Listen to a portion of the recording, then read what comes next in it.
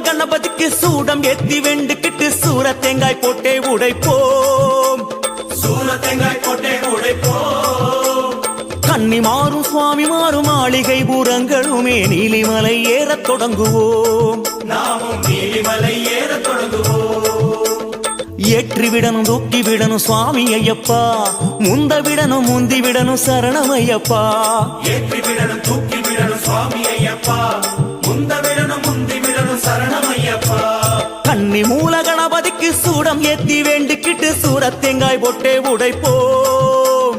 கன்னி மாறும் சுவாமி மாறும் மாளிகை பூரங்களுமே நீலிமலை ஏறத் தொடங்குவோம். நாமும் நீலிமலை ஏறத் தொடங்குவோம்.